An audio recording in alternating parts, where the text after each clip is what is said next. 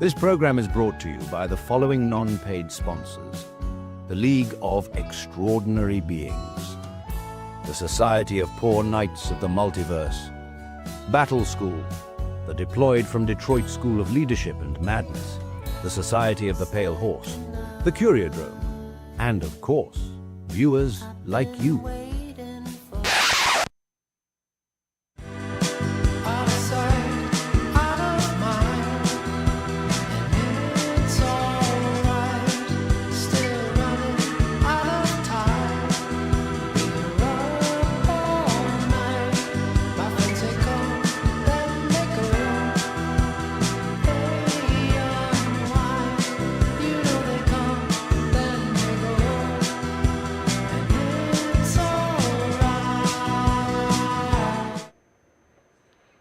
Hi!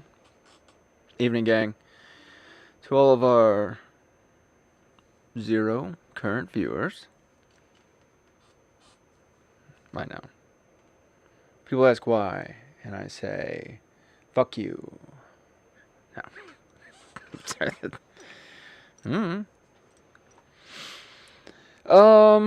Hi, gang. I'm Jenny Durden. You would hope, right? It says, who is Jenny Durden? Then I show up. Who the fuck? Steve fucking Zissou? No, that's just me, Jenny Durden, former Staff Sergeant, AGX Air Force.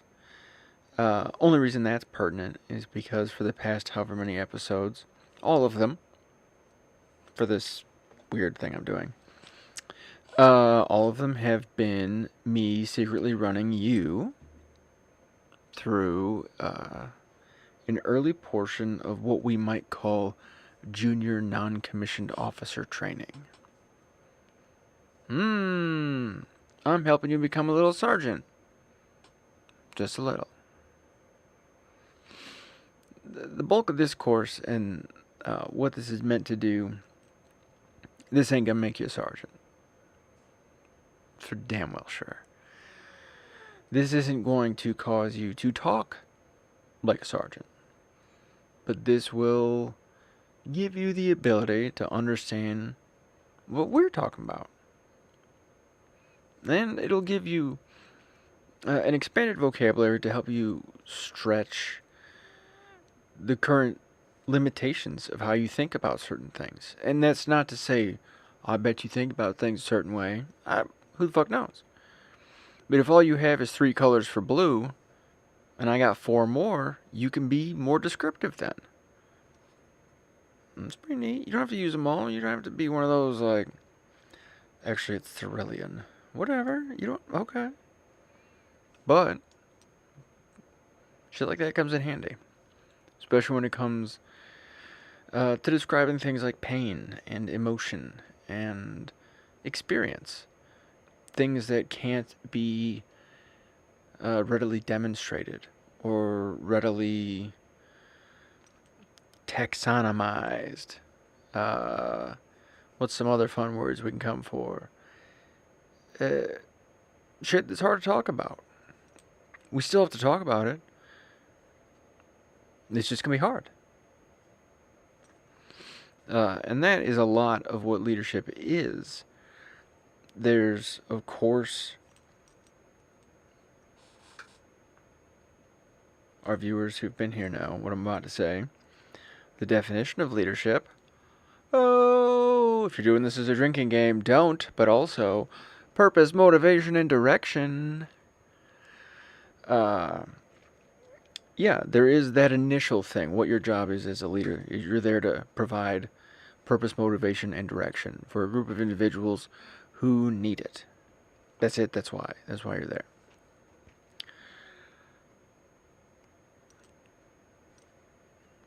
That train of thought completely left. I don't know what the fuck's happening. So here's the other note I have. Hi, I'm Jenny Durden. We covered that probably, right? I also have complex PTSD. And I black out sometimes. And if my thought wasn't one that's written down on the screen, I may lose it altogether. I've seen that on a few watchbacks too. I'm like, oh, that'd be a good one to finish. Sorry. You think it sucks for you? Holy shit. Ooh. And I also get rip roaring high a little bit before this. Sorry. Smoke some pot. And now I'm a little bit silly. Oh, I maybe I apologize more for that. That was very... Why do we all talk like morons now? Sorry to be an actual podcast for 3 seconds, but like... It must be YouTube's fault. It's like... These poor babies. They want to sound... And they should. They've put effort and time into things. Into like studying how this, that, and the other works. And then they're missing just basics. Because it's Lord of the Flies out there. So that's my answer. Never mind. I'm being an asshole. Because it's Lord of the Flies. They didn't have a chance. Until now. That's you, buddy. Maybe. Alright, where we last left off in this, traipsing through the Army Field Manual 22-100, is we've been through most of what you gotta be. This book is broken up into what you should be, what you should know, and what you should do. So we're into the know phase, things you should know. We've covered aspects of human nature. We've covered aspects of... let me back up my slide so I can double check here. Good and bad behavior. We talked about how to counsel individuals when standards aren't met, how it comes that standards end up not being met, so we're not surprised by that. We're like, what the fuck? You can go, oh, alright, and then just move on.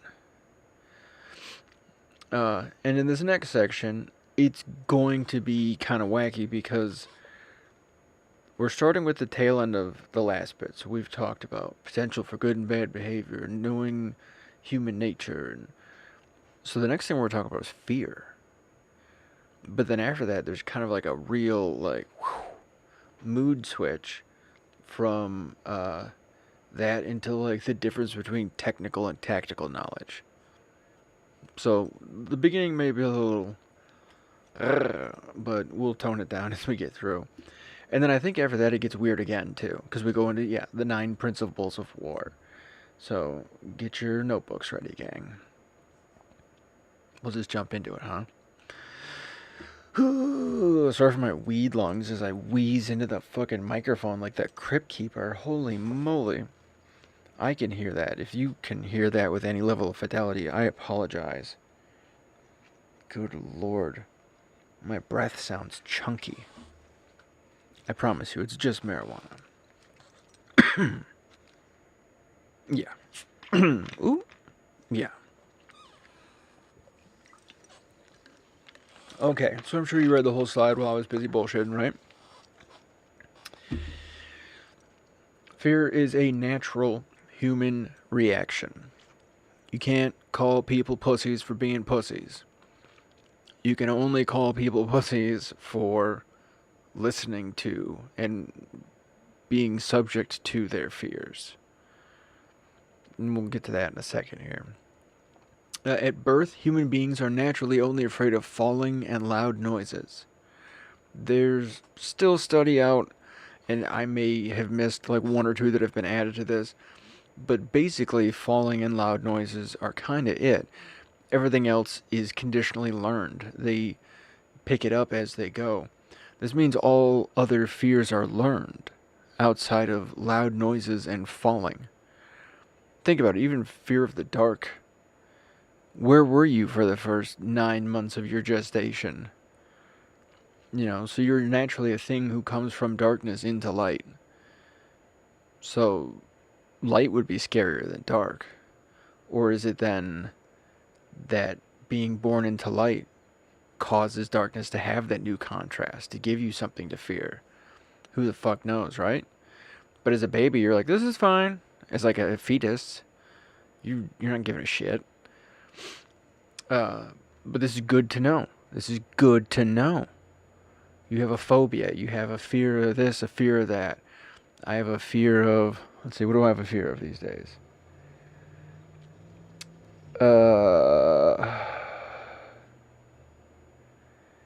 Not much.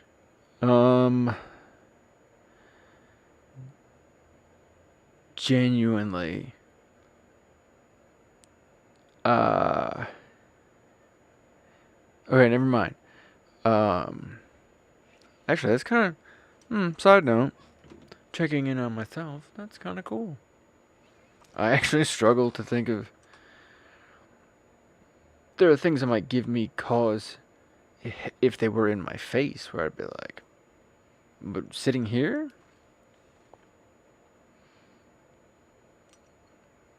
No fear. Now, as an expert crazy person, this can give us, by us I mean me, give me a chance to separate fear from anxiety, fear from nervousness, and maybe even those things, anxiety, nervousness, and fear, and terror. I think I've definitely had all of those. I've had moments where I was being utterly collapsed by being.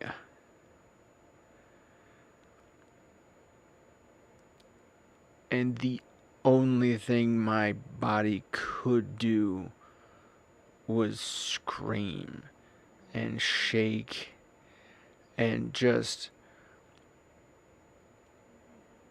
kick open all the doors, turn on all the lights, open up all the sirens, just something to sort of like signal to anything that could see that something was fucking not working. That was terror.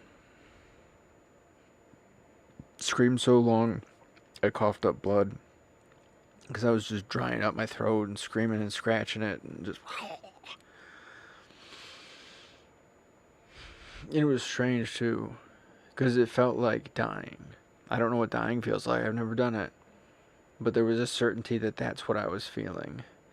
And that I was just existing in dying. Like I was being deprived of death and suspended in dying. That was the terror. And that was the level my panic attacks would get to. Where I'd be like, and it was really, really bad. And in a lot of cases, those weren't related to fear.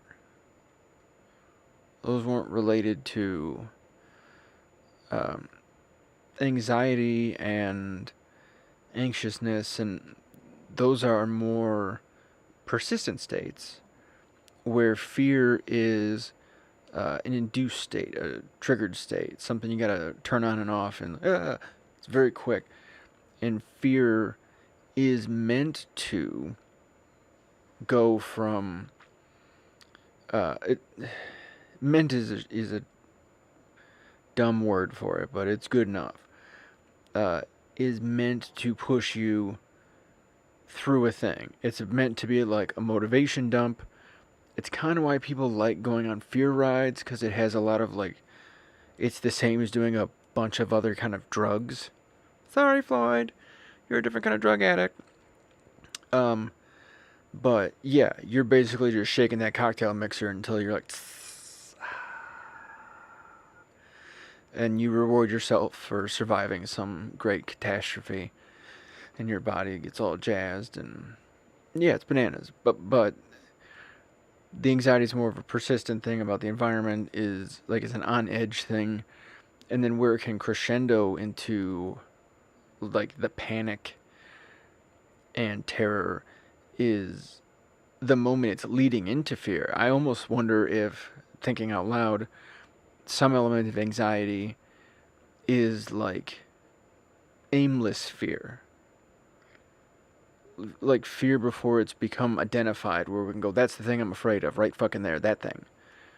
Now, people with anxiety and people with those things can say, I'm afraid of this thing and I'm afraid of that. So I'm not right. I'm not all the way right with how I'm describing or explaining this. But I don't feel too much of an asshole in how I'm explaining it, though, either. Your fears, though, are things that are going to kind of stay with you. They're almost like character traits. I have a fear of heights. There we go. And it's not because I'm afraid of being up high. It's because I'm nutty, and I have this thing called harm OCD. It's packaged in with the CP, whatever the fuck. It's crazy person, everything was on sale, so I got it all that day. But harm OCD is basically like, it used to be so bad that I would see like a sharp object, and your brain naturally has it in your head to be like, careful, and leaves it there. And maybe not even flags it, may not even bring it to the forefront of your own thinking. You may just like, boo, just have an overview and cyborg it and not even know. Whereas I would see like every dangerous thing in reach and then just visualize all the methodologies by which it would hurt me. Like, to just prove to myself that a thing would be dangerous. I'm like, this is fine over here. And then I was like, pencil, I'm like, no, okay, I'll move the pencil. And like, this can go here. And then so that,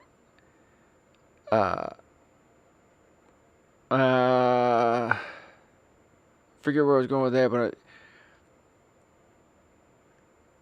that one, the OCD, again, that's compulsion, that's environmental. So like the itch is the pre-accumulation, and then the actually like acting on it is the accumulation. Is like, I don't know, I'm way off on this. This is not my particular area of expertise in like how fear functions. Outside of working with people and when people are afraid, what I do typically and how I see things, and et cetera, et cetera. I have quite a bit of experience with fear. I'll say that. I'm just not clinically nothing. I'm just saying, from some dipshit at the bus stop, this is what I'm thinking. And the only reason I'm taking this horse out back and beating it dead is fear really takes hold of people. Fear is what stops people. Again, you've probably heard flight. It's a tongue twister for me. Fight or flight. Fight or flight. Fight or flight. Maybe I have to say it with a goofy Irish accent to get it out. Fight or flight. Fight or flight. Or freeze. There's actually a third one, which is sort of like a spasmatic, not in the insulting British way, but like, as in like your body actually spasming and like doing all of them at once, and so nothing happens. But fear happens. You could be anxious, you may not be. So that anxiety, I think, thinking out loud again, is preparing you for fears, for an environment where fears are going to need to be dealt with in real time. Then a fear pops up, you deal with it in real time, flight, fight, freeze, punch it, run from it, or just stand there and let it eat you or something. Which isn't necessarily a shit strategy, because there are a number of killer aminals out there where you should just be like,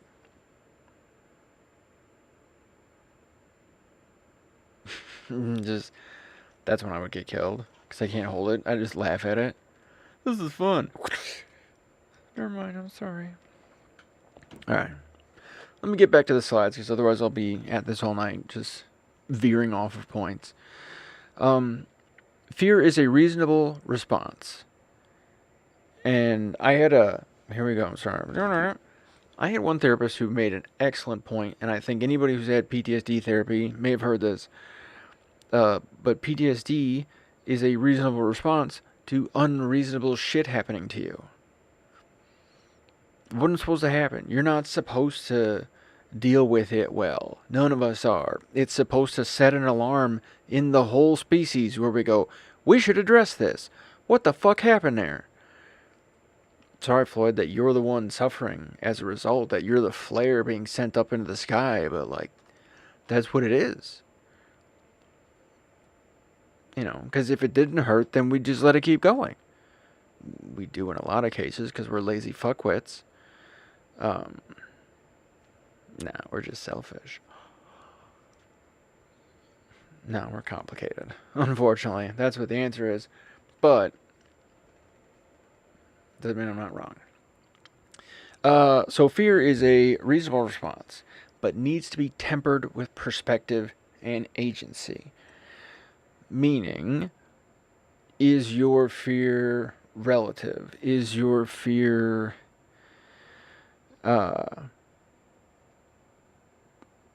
okay, let's say we're going on a hike and you're afraid of spiders and you are wigging out about spiders. Is that reasonable? No. We've been hiking for thousands of years. Spiders have been there the whole time. Chill the fuck out. I get you're afraid of spiders, and there was a thing where your brother dropped a spider on your blah blah blah, and I gotta respect this and that. Shut the fuck up. We're in the woods. Where do you think spiders are gonna be? Relax. That is me being very cold and callous in that particular counseling session. But yeah, you know, that's not an urgency matter, but it is a perspective matter. Of, like, if you bring your fears into places where those fears happen on their own, that's a you problem. If you're gonna go into those places where the things you fear exist, you need to fucking steel yourself.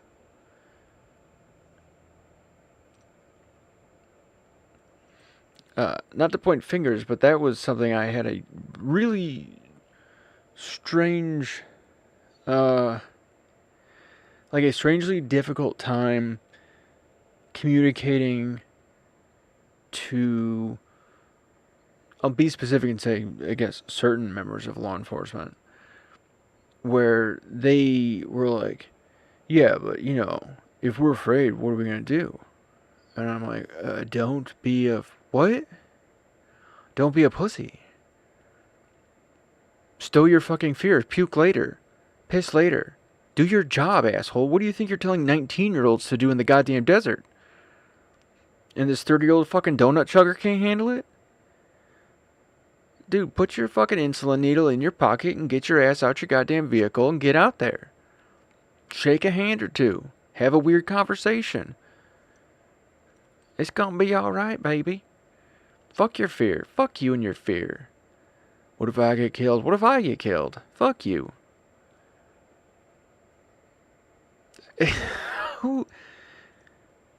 That's one I have no patience for.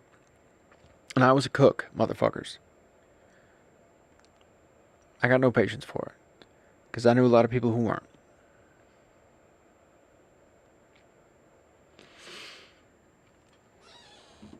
All fear can be defeated or otherwise managed. So we told you all fear can be, well, most fears learned. Most fears, some shit you figured out, and then in context, you're like, oh, I don't know if I like that. And then, fear. Fears are baked in. But we can bake them right out. A lot of that's through training. A lot of that's through exposure. A lot of that is through challenges that you put before yourself. And if you haven't yet, it just comes down to self-control, of learning how to bite your tongue in those moments, and learning how to control your breathing and relax, trust the people that you can trust, and see how tomorrow gets you.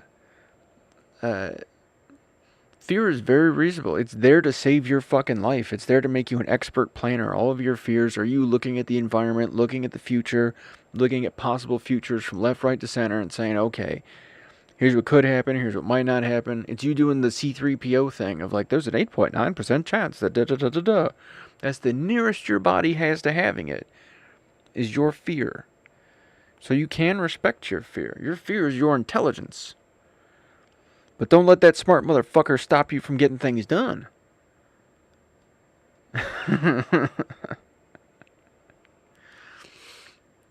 And understanding fear is critical to military leadership. If you want to be a leader in the military, you're going to have to... It's why being the scary guy only works in boot camp. Because none of those fuckers are in yet. Once you're in yet, like... After a while, we start to see real things that scare you. And you don't need people to yell for that. But it's also why we care the way we do and train the way we do, where we do. There's definitely places where that is lacking. But where it's ensured there is because it's mission critical. If it doesn't happen, nothing happens. So do kind of notice where the military takes the time to comfort people. And like right now, I wouldn't necessarily... Even the chaplain corps is not psyched about the changes at the chaplain corps. Like the chaplain corps does not like being taken over by religious fundamentalists. Especially illiterate ones. I don't know if they're illiterate, but they certainly haven't read the goddamn gospel. Anyway... Next slide. Okay. Should we bury this horse? Let's do that. And if any of it, I should say, do I have to say this? I don't know. It's the future. But if you do have any questions, email me, president@legioextra.com. That is my email. You can also get a hold of my chief of staff at hand@legioextra.com. And just drop something in either of those inboxes, and we'll see it. And also, my chief of staff is former gunnery sergeant, bad motherfucker, my business partner, my co-counselor in a lot of cases, not legal speaking, and even kind of like Jedi counsel, and in, sitting down and talking to people. We're like the Rizzolian Isles. No, don't tell him I said that. Please don't.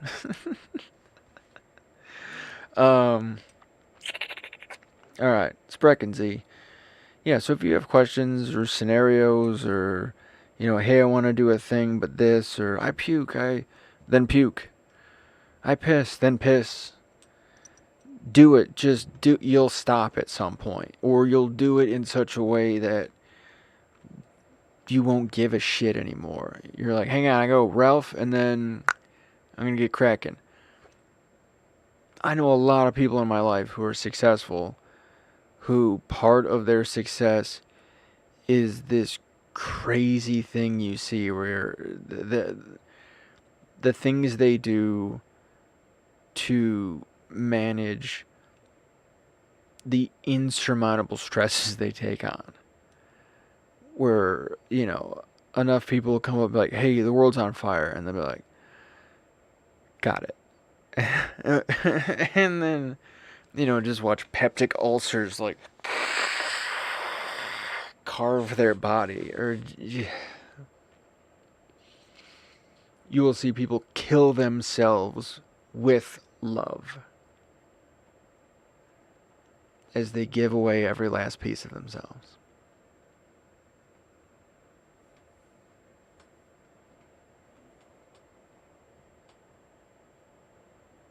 I forgot what I was saying. I hope that was related to something important.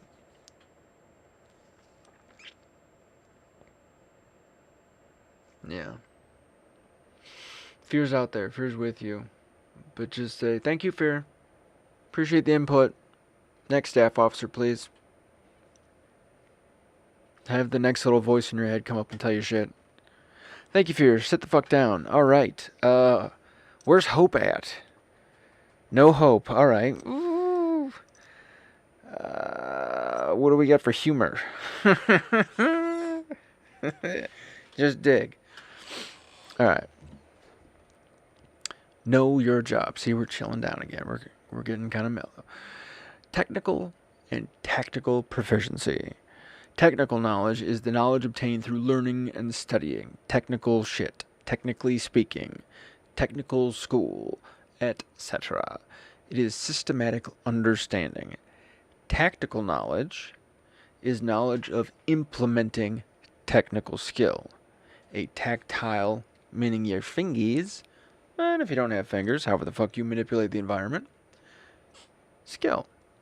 So, your technical knowledge is how much you know about stuff. Your technical knowledge, let's say, in regards to Dungeons and Dragons, you know all the classes, you know all the spells, you can quote them, you can this, that, and the other thing.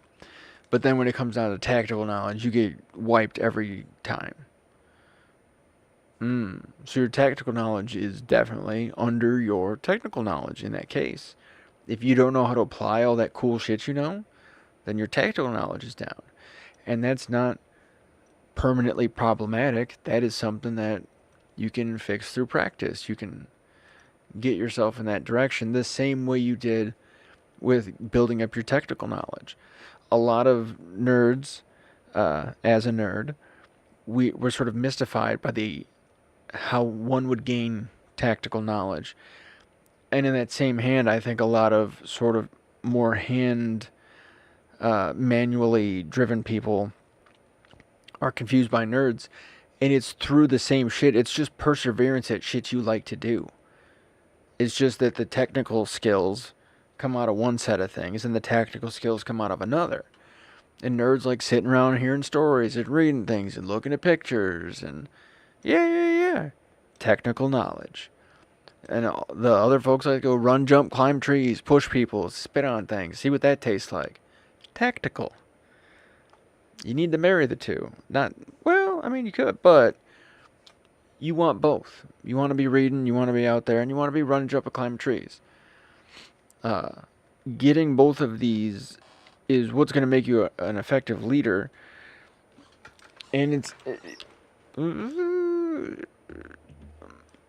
by which I mean having a better grasp of your technical knowledge, a better grasp of your tactical knowledge. As a leader, why these are going to be important for you. One, it's going to make you quicker. You're going to be able to do things faster because you're going to have more skills and a better sort of knowledge at how to throw them skills on the field. So you move quicker. It also will make you more adept at preparing your subordinates for unique situations because you're prepared for a broader array of situations. I'm so sorry. I don't know what the fuck happened to my tongue there. It just kind of like... They're on strike. My tongue is unionizing. With that ass. Sorry.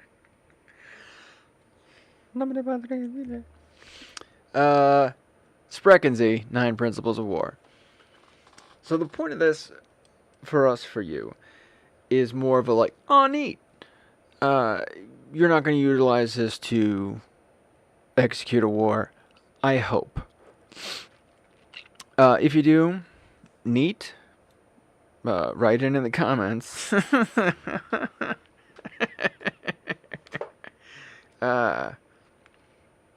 But sorry, vaping.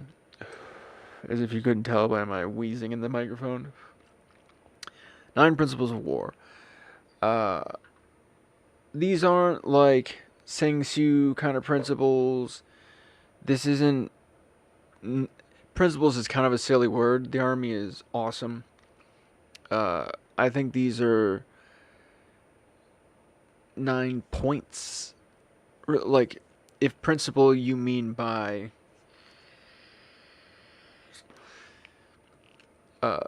singular focus or limited focus, like a principal player or a principal character, someone who's the primary focus, the thing that you should be ensuring is, there. The thing that I think in this instance too, we might say that these principles sort of define how we conduct war. We sort of view war as a thing done this way. Like, if you see this happening, you're watching a war, and it's crazy. And when we're moving through a war space, how we plan on getting it done. Alright, so here we go. Objective, offensive, mass, economy of force, maneuver. It's a fun word. It's got a U in there. It's from the French. Ooh.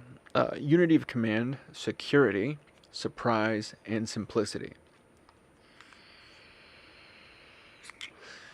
So for your own purposes, as just a normal individual out there hanging out, the ice cream social example we always talk about, what the hell has this got to do with me?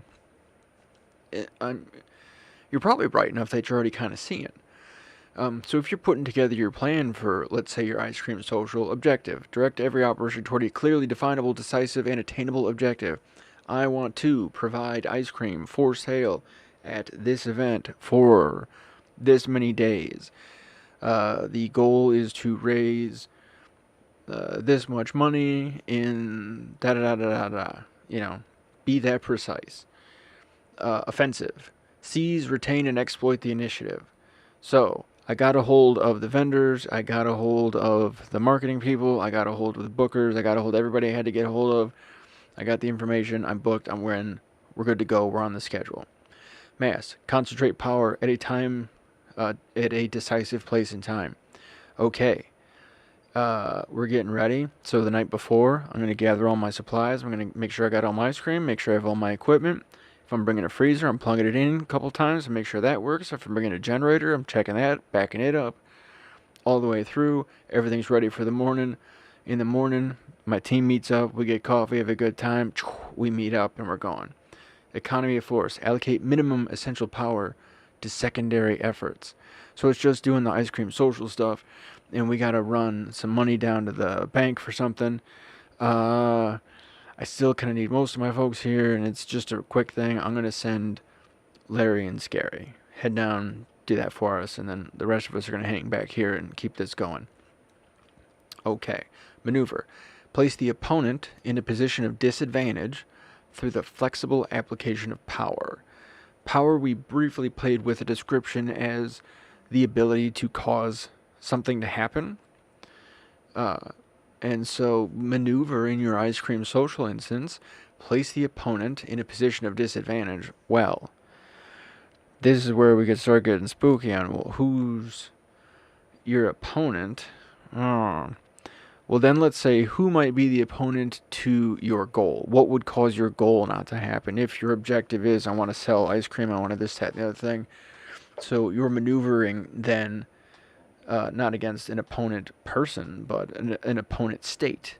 And that opponent state is not selling ice cream. So that maneuver then means you want to place so it's marketing in this case. Your maneuvering in this instance is going to be marketing. So I'm going to send my two guys to the bank. When you guys get back, because you're already running around, take care of my folks who've been working the counter. Counter folks, go take a walk, smoke break, what have you, and then walk up and down the street passing out flyers. Marketing and maneuvering all at once. Unity of command. For every objective, ensure unity of effort under one responsible commander. All right, gang, this is my shop. I'm running the show. If anybody hollers at you about some bullshit, you tell them to come to me. I'll deal with whatever. Here's my cell phone number. Here's this, that, and the other thing.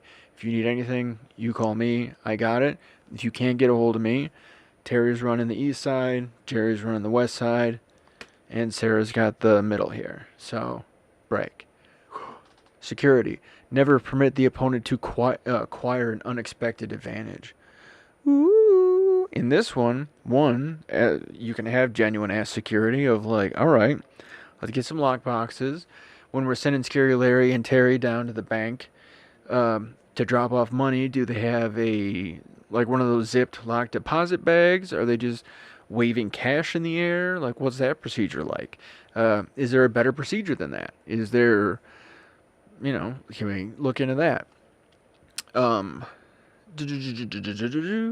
Security of your own equipment. Is your ice cream, again, that some of that goes to like uh, your freezers and in your equipment, because and the food side, food equals money. Like, food is accounted for the same as money in a lot of instances. I like to, at least. Um, and so my food security is just as tight, if not tighter, than my money security, because I typically have more food lying around than money. Uh, Surprise. Oh, let me think. I'm trying to think too of like a security one, because we went into maneuver not using a metaphorical enemy. So I want to do security with a more metaphorical enemy too. And I'm thinking in that case, if the enemy was not making sales, and you don't want not making sales to get an unexpected advantage on you, then that does kind of mean you're gonna pregame some sales. Maybe have some coupons out. That goes a little bit to marketing again. But maybe you've told a bunch of people that they're coming out, or maybe you have a way to give away some free product that should inspire some kind of purchases. Um, but you're securing your footing in that. You're staying active in that space, and at a minimum, you'll sell at least one of these fucking things. Maybe. Surprise. Strike the opponent at a time, at a place, or in a manner in which they are unprepared. It says he because it's the army and a fella wrote this, but it could be anyone. You could strike anybody when they're not seeing it coming. On the metaphorical side, let's start there, because that's an interesting place to think. Again, if the opponent is the concept of not selling anything, when it is unprepared, that's a weird guess. But again, I think hilariously, it fits right well into marketing again, of you being kind of all over the place and not letting anyone be surprised that you were there. Shouldn't be one of those cases where I find out the day after that your ice cream social was there. I should definitely find out the day of, because I was pigging out there trying all your different flavors. And then simplicity. Prepare a clear, uncomplicated plans and clear, concise orders to ensure thorough understanding. So don't jabberjaw it like I'm doing. When you're giving people their instructions on what they want to do, have some bullet statements on a sheet of paper or an email, or however we conduct written correspondence these days. But the joking way it was always put was, it's like, well, you got to be like a skirt. You want to be short but long enough to cover the subject. Wink. Then the 90s hit, and they're like, I don't know what's going on, man. Skirts are just belts with opinions, which I'm fine with. Prepare. Yeah, don't be stoned when you're doing it, I guess, because if you're lost, I'm already getting lost.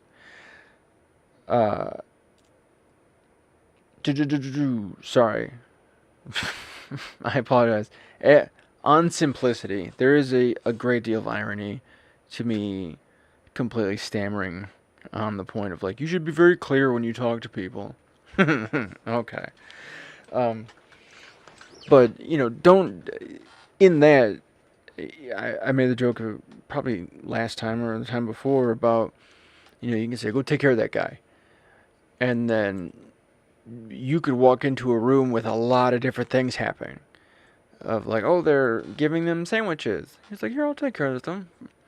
Or they could be giving them a massage. Like, here, I'll take care of them. Or they're shooting them in the face. Like, I'll fucking take care of them. And you're like, oh, no. Like, be clearer than that. Like, okay, here's what we're going to do. In this location, these are our goals. Or for this task, these are our goals. Or, give them a clear path to victory. This is what kicking ass is going to look like. This is what getting our ass kicked is going to look like. And let's try and meet in the middle and on the better side of that. Break.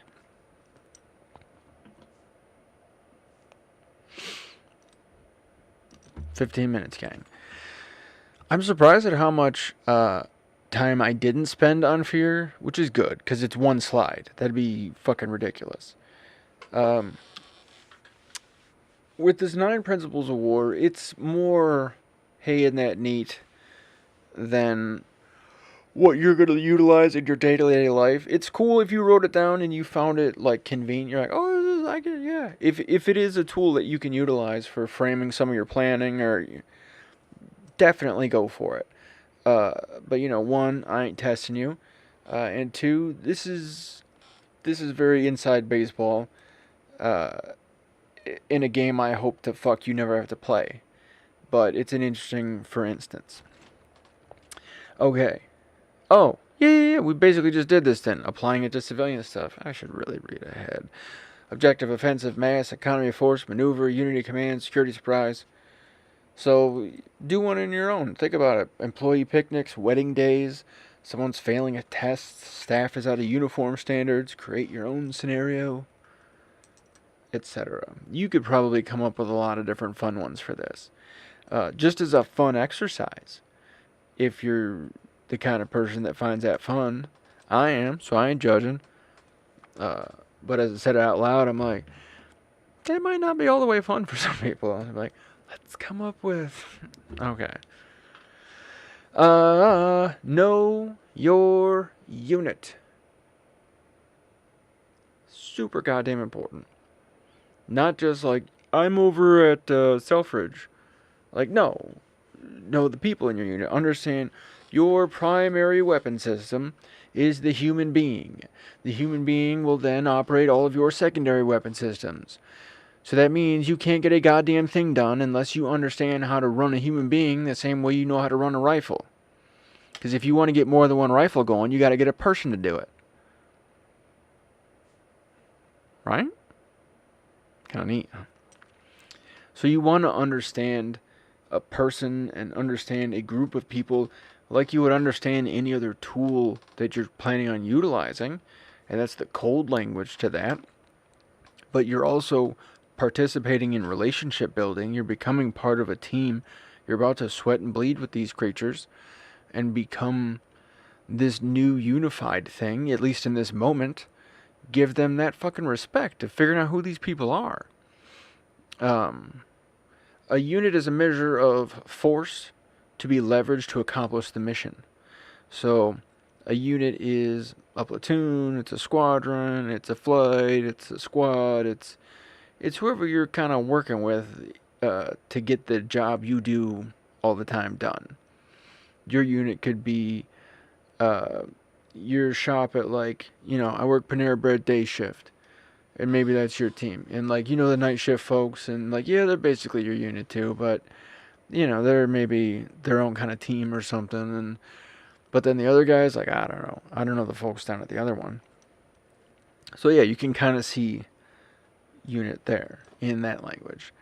The knowledge of the individuals leads to an understanding of the organic qualities of the unit. If you understand how each player causes the song to change, you can orchestrate them a little bit more neatly. If you know this person's faster, this person's slower, you can use them for the faster stuff and the slower stuff. And you can assign people out in a natural way. You're not going to be burning out your system, stressing people out in ways that you're not going to need to. You're going to be applying stress the way you should, which is how you prevent strain and injury on any other system, like in a fucking body. It's no different than not breaking your leg. Knowing how your team works is the same as knowing how to jump off a balcony and not break your fucking ankle. And you will learn the same way. And it will feel the same. And you will still learn, though. It's okay. We all been there. Discipline. I always say it in my head like that. Discipline. Because I'm nearly illiterate, but I'm mostly dyslexic. And I'm like, what the fuck is... So discipline, if you're also having trouble remembering how to spell that one. Discipline troops are orderly, obedient, controlled, and dependable.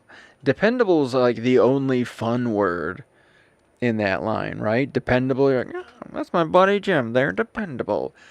If you're like, "That's my buddy Jim, they're controlled," you'd be like, "Why?"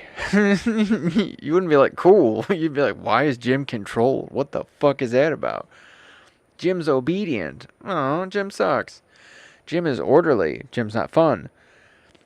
So, 3 out of these 4 here, discipline doesn't sound very fun. It could be why it's hard to sell the idea of discipline to a lot of people, you know what I mean? And yeah, there's certain instances where discipline is not fun because it involves you electing to take on a moment of not having a good time for the sake of something else or someone else. Discipline is a force that drives. The forces that drive a disciplined unit are internal. These are things like your value, your characters, the will of the leader, the will of the troops. The individual values is very important, how everybody comes to the table, what they're raised with, what they are willing to learn and adapt to and sort of sit next to. And then that shapes the type of creature, this larger thing, the unit is, because it is a composite of a thing that can exercise these values at this ratio, and it's weird and spooky. Self-discipline means forcing yourself to do a duty regardless of stress. That's a hard one. Stress, desire, like, you know this thing needs to be done, and you're doing it. And that could be how, if you're, let's say, trying to have more self-discipline in your dieting. You want to be more controlled in what you eat and what you don't eat. You want to be a little bit more orderly. You want to be a little bit more obedient to maybe some notes you got from your fucking doctor. A little bit more controlled. A little bit more dependable. So you're not spending all your fucking money at Taco Bell, or, when you told the missus you weren't going to be pounding cheesecakes, you were right. Yeah, I could see that. And there will be some level of force. Because the reward for you not doing it is awesome. You get to eat whatever the fuck you want. Hell yeah, fuck self-discipline. The reward for self-discipline in this case right now is you not getting to eat cool shit, so it's really just deprivation if you think about it. Not gonna do it. No, you get on being facetious, right? We hope. But self-discipline, that bit of sacrifice, that little bit, like going, all right, regardless of how much it kind of impinges that moment, is because you know how it's going to play out in the greater stretch of time. You're like, let it suck now, it's going to be awesome later. That's discipline. Your members will take pride in being member of a unit with discipline proficiency. This is from the military side specifically. Realistic training, difficult training, cross-training, leaders who care enough to coach and teach. Units that are out there know how to get shit done, are called on for things. If your team is the shit hot ones who... Shit hot is a good term for people who are... There's a lot of military terms. Wait, is that a good one? Yes, shit hot, real hot. And that's good. And if that's your team, people are going to be proud of that. And there's going to be some level of discipline to that. You're not going to be an amazing team without some level of discipline. It's not going to be there. And so even if you're already like, my team's so undisciplined, they're blah, blah, blah, blah, blah, but they're performing really well, they may be more disciplined than you're giving them credit for. Or at a minimum, they may have the capability to be more disciplined than anyone's kind of ready for, or anticipated, Too many people will cut themselves off at the knees. Just like, I don't know, I'm probably not good. and then they'll just bail on everything. You're like, oh, no, you were gonna be awesome. Stop it. Fuck. Oh, they're gone. What was I saying? Good lord. Stoned gang. I was remembering a troop of mine too. But that was another thing. Moving on up. Slide time. Do I want to? What time is it? Oh, yeah, fuck it. Okay. It's 11:55, and I'm just gonna burn through these last slides, and we'll call the B section done. So, cohesion, togetherness. Aww. Cohesion is the ability of a thing to stay together, where it is similar to integrity, but where integrity is identifying the and sort of recognizing the singular nature of a thing, cohesion is recognizing the inherent fact that it's still made up out of individual things, that it still has bits and pieces in it. And so a team with integrity is always going to function the way that it functions, and a cohesive team is going to stick together. So that's where the difference is there. If you're like, well, all sound real similar, you're not wrong. Cohesion represents the commitment of each member to the unit. And the unit is all the members. And so it represents commitment to each other, to one another, and then to what that megazord is of all of them becoming this new thing. It is a product of bonding, so you're not going to get cohesion without bonding. You can't just put people in a room and be like, so we're going to do 2 truths and a lie. Like, negative. That's... I mean, you can start there, sure. But I've been in too many... We've all been in too many rooms where, like, that's their whole team building exercise. You're like, what the fuck is this? I'm getting out of here. I'm already best friends with 3 of the smokers. Like, we've built more cohesion out here at the butt can than this asshole did. And that's not uncommon. Requires strong bonds of mutual respect. Everybody knows that we all believe the other one should be here. Trust, I don't think you're going to be rifling through my backpack while I'm in the shitter. Confidence, you can do the things you say you're going to do, and I think that when you're like, I got it, I go, I bet you they got it. And understanding. Getting that, like, well, that's Terry. Terry's pretty cool. They're a little bit nutty. Don't talk to them about Vietnam. Besides that, best person you'll ever meet. You're like, okay. There's people like that. Units with higher cohesion function smoothly and perform well under stress. Because I'm sure it's almost a little bit like, duh. Jesus, I'm sure that's an out-of-date term. Some... Dear Jenny, that's fucking rude. But obvious is what I meant without being fucking demeaning. But units with higher cohesion function more smoothly because they're not breaking apart all the goddamn time.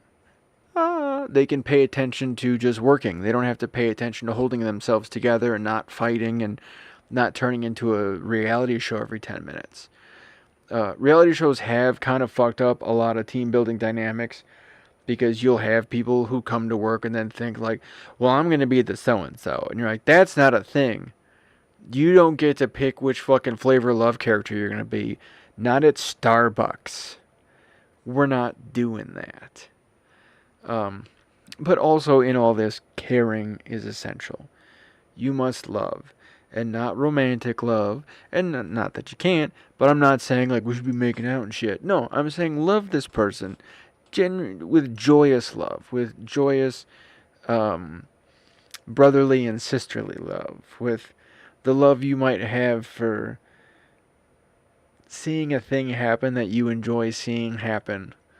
Watching a bird land in a bird bath and like, that's fucking awesome. That's what I mean by love. And that's what I mean by care. Is you want to see it happen. And there's something in you that gets real jazzed when it does. Cohesion practiced. Do not continually reassign subordinates. You can if they're in the same group. Like, if the same 5 people, and then you're like, okay, now you're going to be the comms person, and you're going to be the scribe, and you're going to be, like, whatever. You can reassign roles, but don't move them geographically or from unit to unit. Don't give them friends and then take their friends away. That's fucking awful. If you're in a team, if you're one in a place to be assembling teams, but then building teams after that, yeah, don't give these people their best buddies and then be like, well, we're fucking moving you guys, so get fucked. Like, don't. They're still human. These are creatures. Living beings. Cool fucking things. Like, respect them, love them.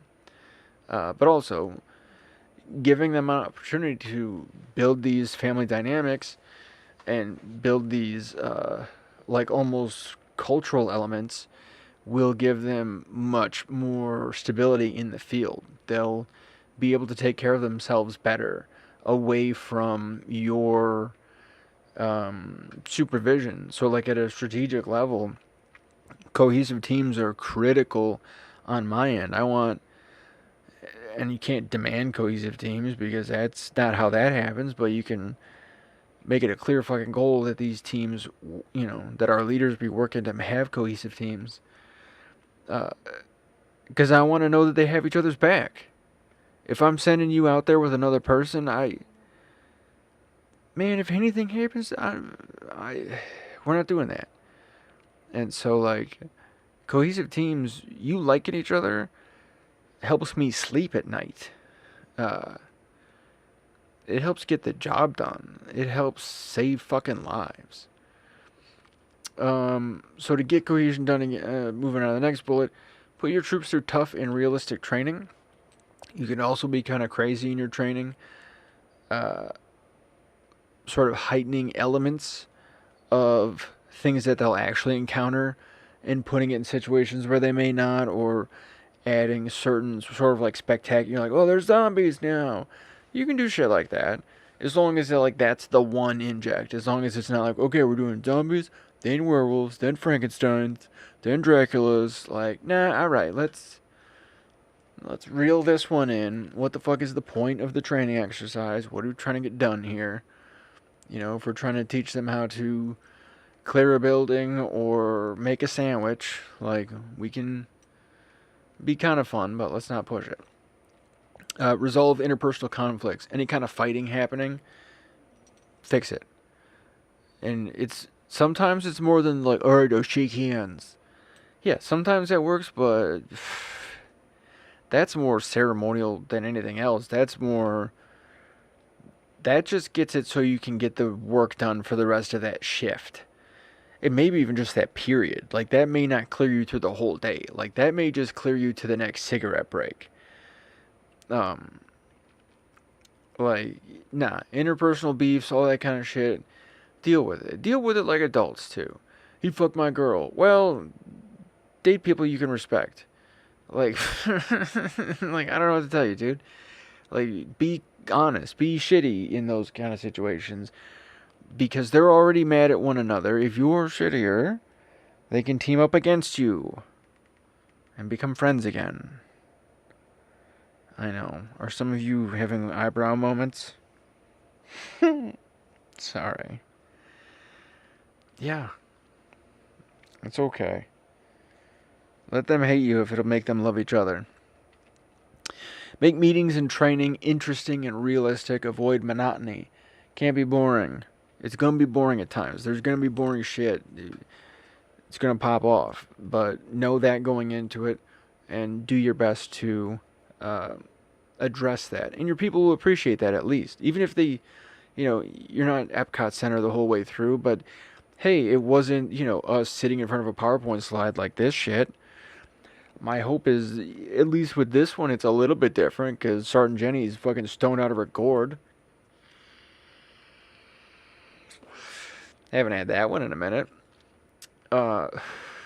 Anyway, and then keeping your members working as a team is going to keep them moving towards a purpose. Wait, what the hell did I just have a stroke?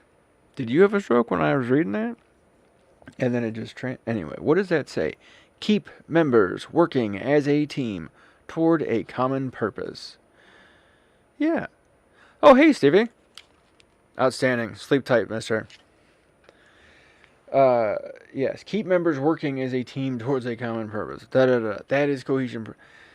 Remind your people that they came together for a reason. That they're working together for a reason. You know, if you see your cohesion buckling and they're like, fuck this, I'm getting out of here.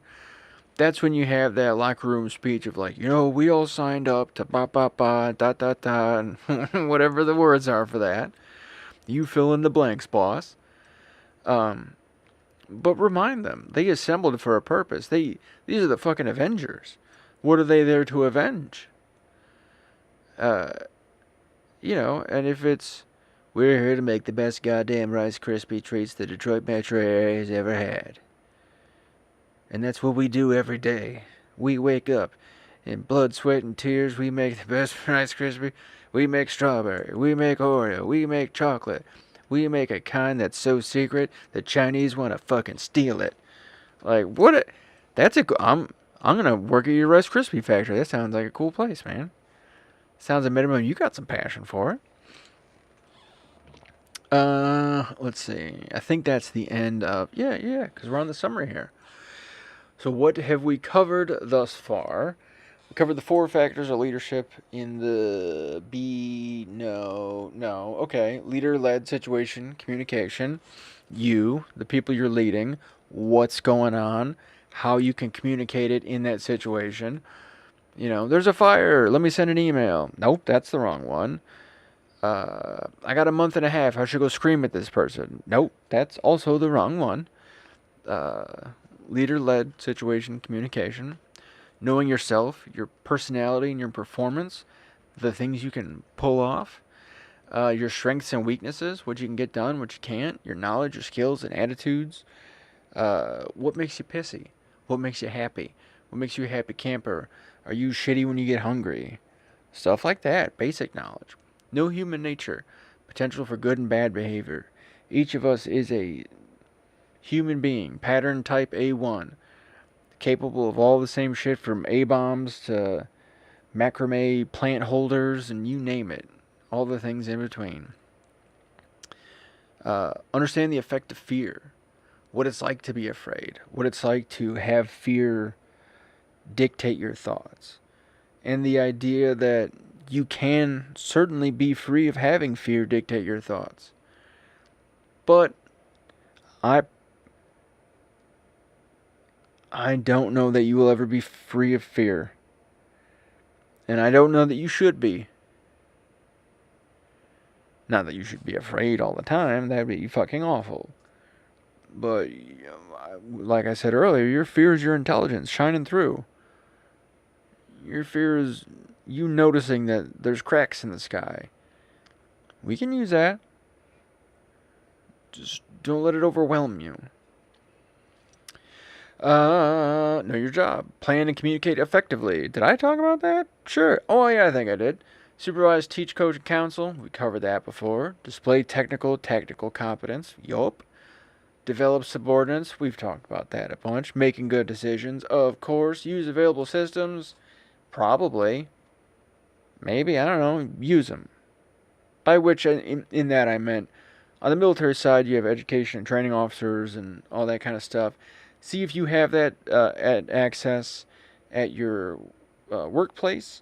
If not, though, just run down to a fucking community college. That's a local county. They're usually county-based and somehow tied into the county governments. At least in Michigan, I think that's the case. So there's a hint of municipality happening there. So just go start there. Like, learn me, goddammit. That should get them started. I'm like, oh my god, you do need help. Make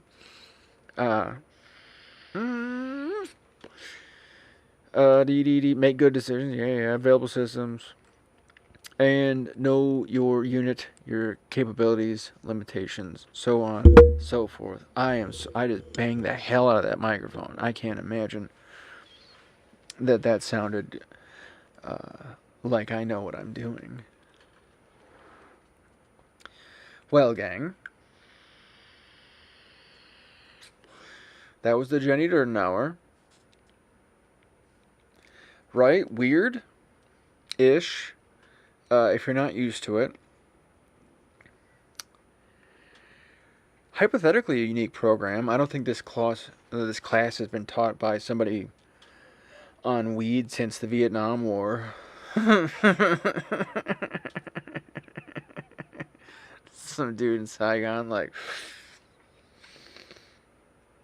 they said I'm rotating back in like 4 weeks or so. Anyway, yeah, don't be afraid of stuff. There's nothing you can do about it anyway. Vietnam music. Sorry. I don't know what I smoked. I'll read about it later in my obituary, but I'm sure it was wonderful. It's definitely doing the trick. Not a sponsor, of course. I paid for them. Oh, gang. We've had a lot of, on the sort of podcasty side of things, we've had a lot of cool,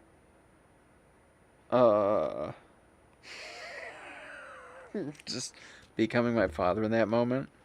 Cool. We've had some, what do we want to call it? We've had news from the front. No, we've had, some shit's happening. There we go. I'll go with that. Some shit's happening. Some good shit. Very, very good shit.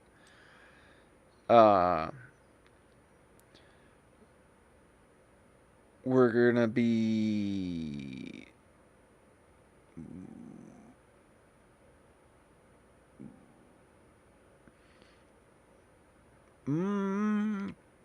positioned much better to have some direct impact on some areas we've been worried about, particularly areas of individual and community development and redevelopment. Not community development. Yeah, see, that's why I have a team fixing this shit and working on it for me.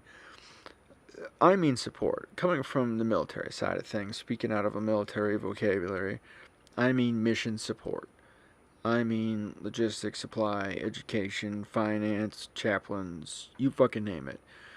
Everything that ops doesn't handle, we'll cover.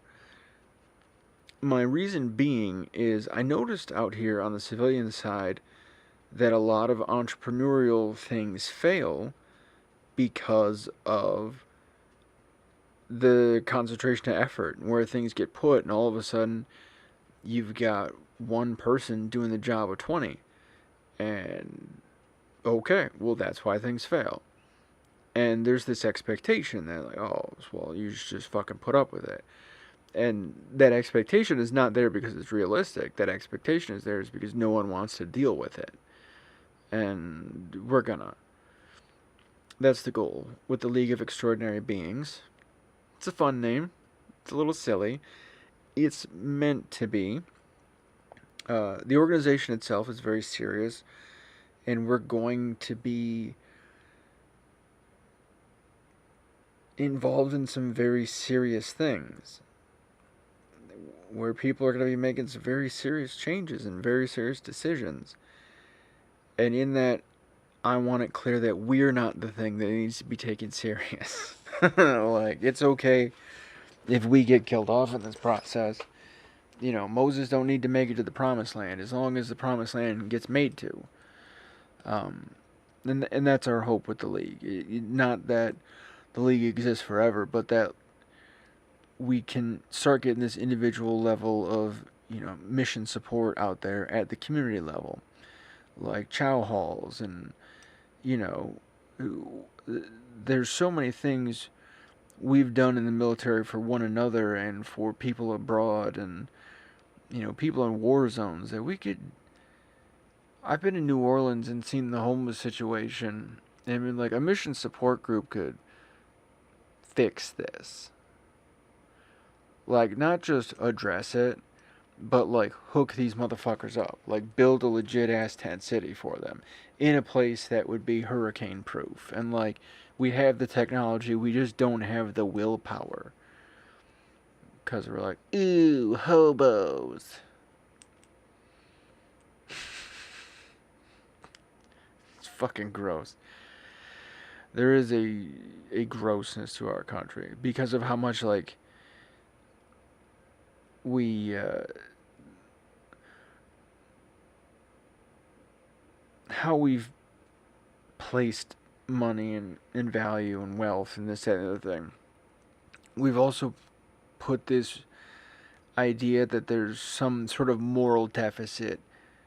And, like, clearly we're seeing that now, that that's not the fucking case. But for a long time, it's been kind of put at you that to, like, live in poverty was the result of a moral deficit. Which is... Meanwhile, what did St. Francis of Assisi, what was his? Chastity, charity, poverty? What were the other monk orders? They did the poverty thing too, right?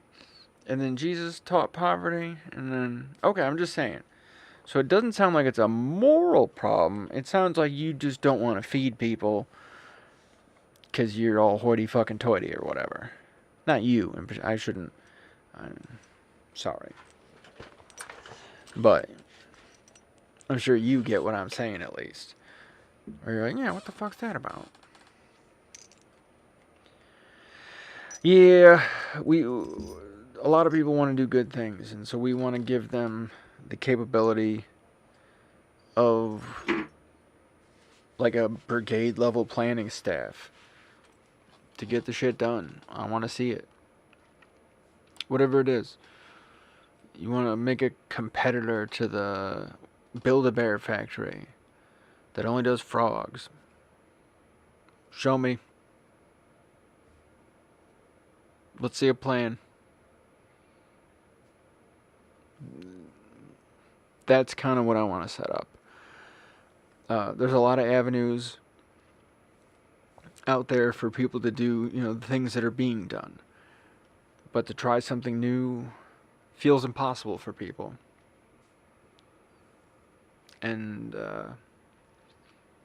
that's why we're the League of Extraordinary Beings. Might sound a little less impossible with a group like that. And it is. I've told people a few times, I repeated it this week, which is why it's on the top of my head, but don't you fuck up and tell me your dreams, because I will track you down and make sure you fucking live them out. Don't make the mistake of telling me you want to be a special forces operator, or a librarian, or a veterinarian, dog, doctor, Caterpillar truck driver. I don't give a fuck. You tell me what it is.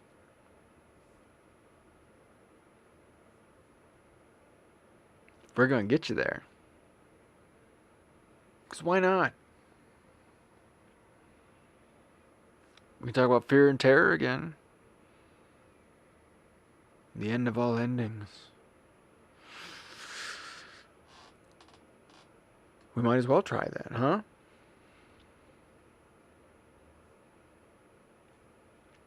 If this is the only life we lead, let's utilize it. If this is the life we lead before some afterlife, I think the creatures that gave us that would be kind of psyched we used it. And then we didn't hurt other people in the process. Or at a minimum, we didn't try to. And when we found out we did, we tried to comfort.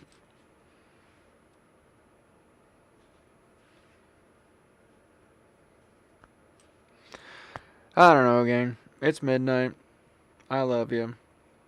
Thanks for hanging out if you were hanging out.